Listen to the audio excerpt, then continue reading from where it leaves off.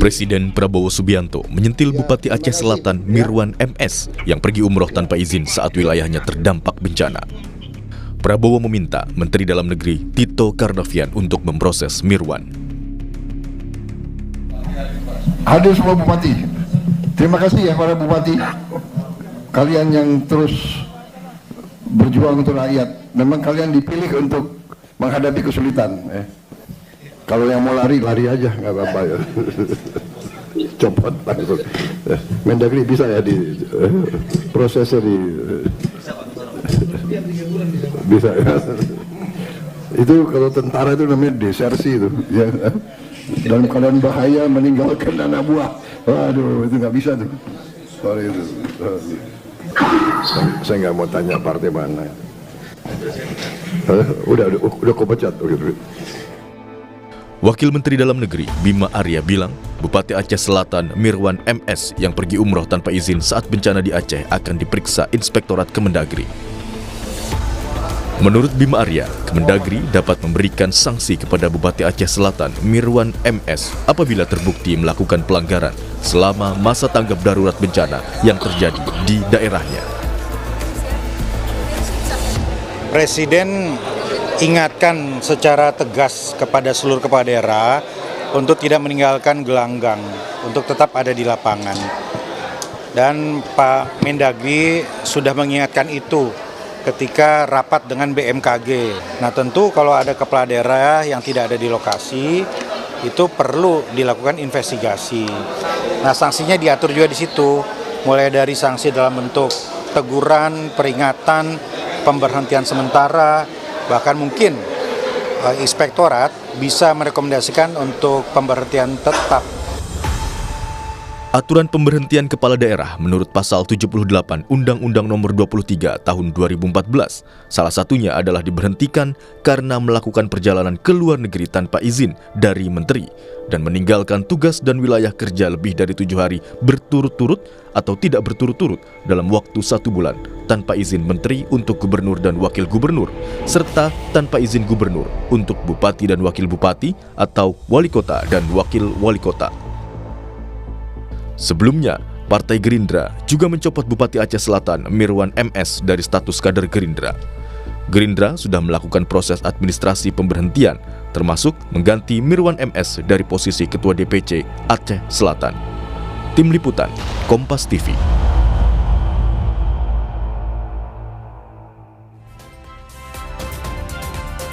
Saudara Wamendagri Bima Arya bilang Kementerian Dalam Negeri akan lakukan investigasi terhadap Bupati Aceh Selatan Mirwan yang pergi ke luar negeri saat Aceh Selatan diterjang bencana.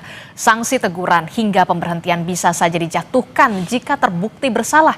Kita akan bahas pagi hari ini bersama dengan Ketua Komisi 2 DPR Muhammad Rifki Nizami Karsyayuda dan juga ada pakar hukum tata negara dari Universitas Esa Unggul Profesor Juanda. Selamat pagi, Assalamualaikum Bapak-Bapak. Waalaikumsalam, selamat pagi. Ya, ini kan kita juga dikejutkan ya dengan adanya kabar Bupati Aceh Selatan Mirwan yang pergi ke luar negeri tanpa izin bahkan ya dari gubernur dan juga dari Kementerian Dalam Negeri. Saya mau ke dari DPR dulu, Bung Rifki. Presiden Prabowo Subianto bahkan memberikan atensi soal pencopotan, bisa tidak dicopot. Nah, kalau dari internal Komisi 2, apakah nanti sudah ada pembahasan soal ini bersama dengan Kementerian Dalam Negeri? Jangan sampai kemudian cuma hanya teguran saja. Ya, kemarin kami melakukan konferensi pers bersama dengan seluruh mitra kerja Komisi 2 DPR RI terkait dengan laporan kinerja Komisi 2 DPR RI tahun 2025. Kebetulan dari Kementerian Dalam Negeri hadir Saudara Wakil Menteri Dalam Negeri, Saudara Bima Arya, beserta seluruh perangkat termasuk dari Inspektorat Jenderal Kementerian Dalam Negeri. Kalau kita lihat ketentuan Undang-Undang Nomor 23 Tahun 2014 tentang pemerintahan daerah, seorang kepala daerah yang pergi atau berangkat ke luar negeri harus mendapatkan izin dari menteri. Kalau dia tidak mendapatkan izin, maka sanksinya jelas, bisa diberhentikan sementara selama 3 bulan. Itu ketentuan undang-undang. Nah sekarang agar kita memiliki evidensi melihat ini secara objektif, Inspektorat Jenderal Kementerian Dalam Negeri kita minta untuk melakukan penelitikan terhadap hal ini. Kemarin Bupati Mirwan konon sudah datang ke Indonesia dan hari ini akan menghadap Inspektorat Kementerian Dalam Negeri untuk dilakukan pemeriksaan. Itu satu. Sedangkan terkait dengan pemberhentian tetap dalam Undang-Undang Nomor 23 Tahun 2014 diatur dengan jelas syarat pemberhentian tetap. Satu, kalau kita kontekskan dengan apa yang dilakukan oleh Bupati Mirwan, dia berpotensi melanggar apa yang kita sebut dengan sejumlah ketentuan peraturan perundang-undangan. Terutama tadi pergi ke luar negeri tanpa izin. Yang kedua, yang bersangkutan juga bisa kita kualifikasikan melakukan pelanggaran etika dan kepantasan publik terkait dengan posisinya sebagai kepala daerah yang mestinya menjadi nahkoda dalam penanganan dan pengendalian bencana yang sangat besar di Aceh Selatan, tapi yang bersangkutan kemudian meninggalkan wilayah dan masyarakatnya dan berbagai macam klausula yang ada. Hanya saja undang-undang mengatur syarat atau prosedur pemberhentian. Prosedurnya harus melalui DPRD setempat. Nah, tapi kan kita sudah melihat partai pengusung, Partai Gerindra sudah memberikan sanksi yang sangat tegas. Pencopotan sebagai ketua DPC, bahkan perintah ketua umum Partai Gerindra yang juga presiden adalah pemberhentian. Saya meyakini fraksi-fraksi yang ada di DPRD Aceh Selatan juga memiliki sense of politik dan sense of humanity terkait hal ini. Karena itu dalam prosesnya ke depan saya meyakini DPRD akan segera bersikap terkait hal tersebut. Cukupkah DPRD? Jawabannya enggak. Karena harus juga nanti dinilai oleh Mahkamah Agung. Saya juga meyakini dengan modal hasil pemeriksaan Inspektorat Jenderal Kementerian Dalam Negeri yang menggunakan evidensi dan kualifikasi hukum yang kuat, maka Mahkamah Agung juga akan terbantu untuk memperkuat dalil terkait dengan usul pencopotan ini. Jadi Komisi 2 DPR RI posisinya adalah terus mengawasi, memastikan bahwa proses ini bisa berjalan, sekaligus ini menjadi alarm bagi para kepala daerah lain yang ada di Indonesia untuk lebih memiliki sense of politik and sense of humanity terkait dengan jabatan yang diembannya. Kalau dari Komisi 2 DPR sendiri begitu ya, yang bermitra dengan Kementerian Dalam Negeri, posisi Komisi 2 tentu saja mengawasi, pengawasan begitu. Tapi kemudian untuk posisi Komisi 2 DPR sendiri, apakah setuju atau memang sepakat bahwa memang pemberhentian secara total atau pemberhentian hanya sementara 3 bulan? Posisi Komisi 2 DPR RI mendukung sepenuhnya seluruh upaya kita menangani persoalan rakyat secara real. Rakyat ini bukan hanya butuh dalam bentuk program, dalam bentuk dana, tetapi juga dalam bentuk empati. Nah karena itu apa yang diperintahkan oleh Presiden Prabowo Subianto untuk melakukan pencopotan terhadap Bupati Aceh Selatan itu kami dukung sepenuhnya oleh Komisi 2 DPR RI. Ini bukan persoalan personal Bupati Mirwan, tapi ini persoalan bagaimana kita membangun empati sebagai sebuah bangsa di tengah persoalan yang mungkin hari ini bencana, besok akan terjadi hal-hal lain yang membutuhkan empati dan sense of humanity oleh seorang kepala daerah. Seorang kepala daerah kemudian kita lihat melayani rakyat dan memang dipilih oleh rakyat. Seharusnya memang saat ini adalah untuk bisa menangani rakyat juga begitu ya. Saya ke Profesor Juanda. Prof, bagaimana kalau dari kacamata hukum dari pakar hukum tata negara untuk kasus Bupati Mirwan ini sudah keluar negeri dalam posisinya lagi bencana, penanganan bencana, bahkan Presiden Prabowo Subianto sudah lampu hijau, sudah dari partai sudah mencopot. Kalau dari pakar hukum tata negara sendiri melihat ini, mampu tidak sebenarnya Kementerian Dalam Negeri mencopot Bupati Aceh Selatan Mirwan dalam kasus ini? Ya baik, saya kira bukan soal mampu tidak mampu, tapi sebagai orang hukum melihatnya bagaimana perbuatan atau tindakan atau kebijakan seorang bupati dikaitkan dan diukur ya dari aspek norma hukum yang berlaku. Tadi sudah saya sampaikan oleh Saudara Rifki bahwa semua ya pejabat negara dalam konteks negara hukum itu sudah diatur. sebagaimana di dalam pasal 57 ya Undang-Undang 23 2014, pasal 76 77 itu menyangkut soal bagaimana larangan seorang kepala daerah dan kewajiban seorang kepala daerah termasuk bupati. Nah, dalam konteks Bupati Aceh Selatan, dalam konteks pandangan hukumnya bahwa ketika seorang bupati atau gubernur ya melanggar dari apa yang diharuskannya, maka sebagaimana dulu pernah ada Bupati Indramayu kalau tidak salah ya, itu adalah Luki Ahmad, itu diberi sanksi 3 bulan pembinaan ya. Nah, pembinaan ini adalah artinya dengan bentuk konkretnya teguran tertulis oleh Mendagri. Saya kira ini penting juga dalam rangka memberikan contoh edukasi kepada seorang bupati. Jangan sampai ini kan bencana besar bagi kita bangsa Indonesia di Sumatera, begitu ribuan, apalagi dia sebagai pemimpin di daerah itu harusnya berempati. Memang kita paham bahwa mungkin saja argumentasinya adalah ini sudah terkait perencanaan untuk umroh misalnya. Memang antara umroh dan kepentingan umat saya kira itu kan merupakan hal yang perlu kita bedakan, kita pisahkan.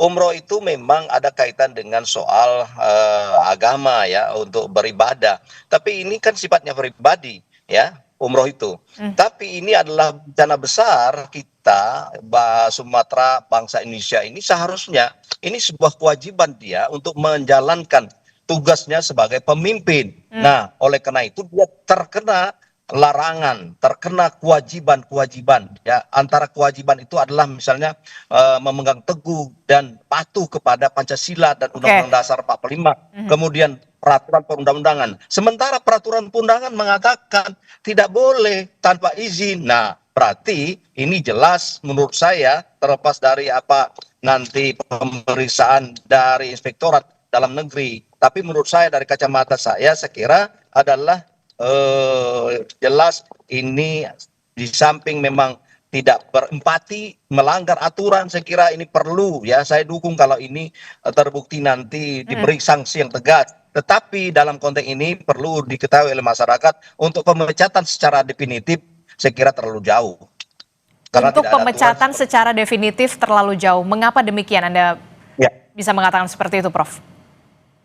Ya, karena begini ya, di dalam konteks soal pemberhentian secara definitif itu kan ada regulasi dan pasal tersendiri juga.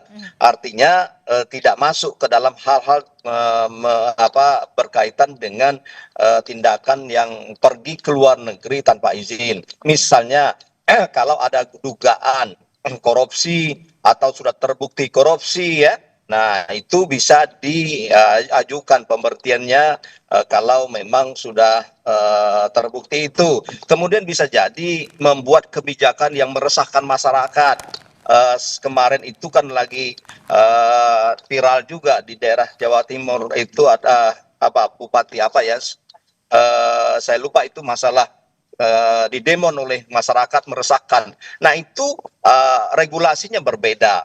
Nah ketika hal-hal tindakan-tindakan yang menyangkut soal yang sangat lebih lagi soal tindak pidana dan sudah menyangkut meresahkan masyarakat, nah itu baru bisa diusulkan oleh DPRD ya, kalau itu nanti terbukti ke Mahkamah Agung. Mahkamah Agung setelah itu baru bisa diproses. Berarti case-nya kalau berarti Prof, berarti case-nya kalau tindakan korupsi dan meresahkan masyarakat, kepala daerah di saat bencana tidak ada di daerahnya, apakah tidak meresahkan masyarakat kalau menurut Profesor Juanda?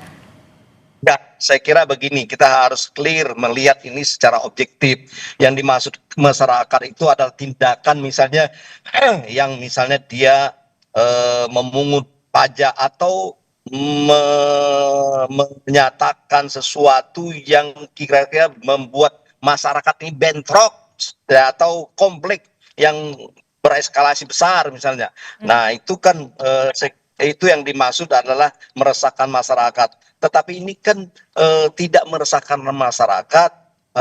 Bencana ini adalah datang dari dua dua aspek menurut saya, dari kelakuan manusia yang memang melakukan penebangan liar, dan emang ini adalah kejadian alam yang memang dikehendaki oleh kuasa Allah. Jadi oleh karena itu bukan kehendak dari bupati itu, tetapi bupati itu pergi yang salahnya tanpa izin. Nah ini ya, jadi ketika sebenarnya kalau memang misalnya dia pergi itu dengan izin, saya kira tidak ada masalah.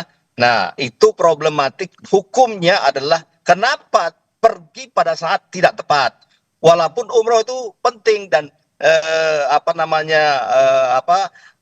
sunnah sebenarnya kalau umroh ya, tidak wajib.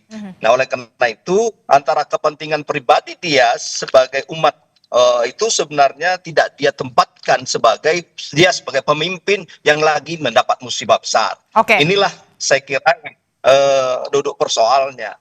Oke, jadi menurut Anda kalau dari kacamata Anda untuk kasus Bupati Mirwan ini seperti Bupati Luki pada saat itu mendapatkan pembinaan 3 bulan selesai.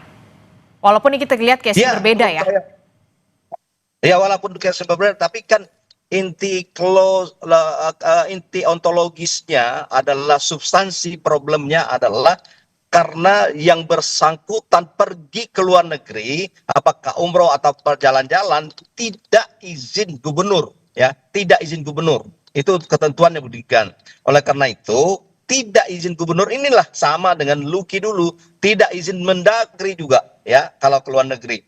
Nah, dengan demikian maka menurut saya, ya, paling tidak itu 3 bulan harus dibina itu, sesuai dengan aturan yang berlaku. Biar dia tahu bahwa jangan jadi bupati ya tidak berempati dengan masalah rakyatnya. Masalah rakyatnya sangat sekarang lagi sengsara ya, soal ekonomi, soal infrastruktur dan segala macam. Ini di mana letak empatinya padahal saat waktu ingin jadi bupati, memujuk rakyat, beretika segala macam. Saya berpendapat dengan saudara Presiden secara etika, secara prinsip asas penyelenggaraan pemerintahan yang baik itu juga sudah dia langgar, saya kira. Semuanya sudah langgar. Bung Rifki, bagaimana kalau dari kacamata Komisi 2 DPR, kalau dari kacamata Anda begitu ya, sebenarnya karena ini persoalannya tidak diizinkan begitu ya. Beda pandangan sama Prof. Juanda. Silahkan, Bung Rifki. Karena begini, kalau kita baca black and white ya, Undang-Undang Nomor 23 Tahun 2014 tentang pemerintahan daerah, itu klausul of impeachment seorang kepala daerah, syarat-syarat pemberhentian kepala daerah itu diatur dengan jelas dalam undang-undang itu. 1, yang bersangkutan bisa diberhentikan sebagai kepala daerah karena melakukan pelanggaran terhadap sumpah dan janji. Coba saya mau bacakan sumpah dan janji seorang kepala daerah. Bersumpah berjanji akan menjalankan tugas sebagai kepala daerah dengan sebaik-baiknya, memegang teguh Undang-Undang Dasar 1945, melaksanakan semua peraturan perundang-undangan dengan sebaik-baiknya, serta mengabdi kepada masyarakat tanah air dan negara. Dalam konteks melaksanakan peraturan perundang-undangan dengan sebaik-baiknya, yang bersangkutan jelas melanggar sumpah dan janji sebagai kepala daerah. Dalam konteks melakukan pengabdian kepada masyarakat, tanah air dan bangsa dalam konteks bencana, ini juga bisa dikualifikasikan sebagai sebuah pelanggaran sumpah dan janji. Ini masuk dalam klausul of impeachment seorang kepala daerah yang bisa diproses oleh DPRD setempat. Yang kedua, yang bersangkutan juga tidak melaksanakan kewajiban kepala daerah di pasal 67 Undang-Undang Nomor 23 Tahun 2014. Apa itu? Yang bersangkutan lari dalam tanda kutip dari tanggung jawabnya, tidak melaksanakan kewajibannya, yang bersangkutan tidak melakukan koordinasi dengan instansi terkait, ini diatur dalam huruf G pasal 67 undang-undang tersebut, dan yang paling penting yang bersangkutan tidak menjamin tersedianya layanan publik yang penting dalam keadaan darurat yang merupakan bagian dari good governance dalam pasal 67 huruf E. Sehingga kemudian hal-hal tersebut merupakan kualifikasi dari, sekali lagi, klausula of impeachment yang kemudian bisa dikualifikasikan sebagai syarat pemberhentian seorang kepala daerah. Yang bersangkutan juga bisa dikualifikasikan telah melakukan pelanggaran terhadap larangan dan perbuatan tercela. Ini kan soal etika, code of ethics, yang saya kira memang dalam konteks pemeriksaan dari Irjen Kementerian Dalam Negeri nanti juga akan membantu kawan-kawan di DPRD Aceh Selatan untuk membantu mengkualifikasikan sejumlah perbuatan hukum ini sebagai sebuah pelanggaran hukum. Tetapi sebelum itu saya ingin katakan begini, saya tidak mengenal saudara Mirwan sebagai pribadi. Kalau saya dalam posisi yang bersangkutan dan sebagai sahabat, sebagai sesama politisi, saya mungkin menghimbau kepada saudara Mirwan lebih baik yang bersangkutan mengundurkan diri. Ini jauh lebih elegan untuk kemudian menyelesaikan polemik ini. Sekaligus yang bersangkutan masih memiliki dignity sebagai seorang politisi. Pada sisi yang lain, sebagai tokoh dari masyarakat Aceh Selatan, beliau masih bisa menunjukkan empatinya dengan bekerja tanpa jabatan sekalipun. Dan ini saya kira akan jauh lebih baik bagi masa depan politik yang bersangkutan pada satu sisi, dan di sisi yang lain kita bisa segera mendapatkan kepala daerah definitif di Aceh Selatan yang bisa bekerja dengan penuh kewenangan untuk melaksanakan tugas-tugas kedaruratan yang ada ini. Oke, kalau menurut Anda kalau dari soal aturan dan segala macam ini sudah memenuhi soal impeachment, tapi kalau bisa dikatakan terhormat begitu ya, lebih baik mundur menurut Anda? Betul, karena dari sisi legitimasi politik, Partai Gerindra sebagai partai penguasa dalam tanda kutip, the ruling party saat ini, tempat yang bersangkutan berasal, sudah melakukan pencopotan.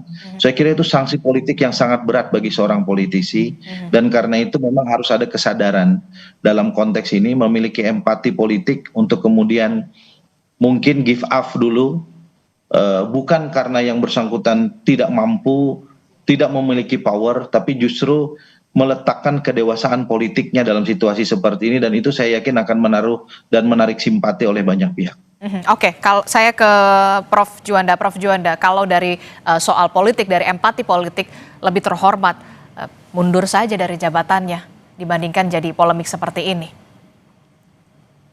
Ya, saya kira begini ya, itu boleh saja, itu adalah sebuah pikiran cemerlang sebagai politisi dari saudara Ricky, mungkin sama-sama politisi ya, mungkin itu lebih terhormat. Saya setuju juga, tapi biasanya karakter dan budaya orang Indonesia siapapun itu jarang saran itu diterima ya, jarang sekali.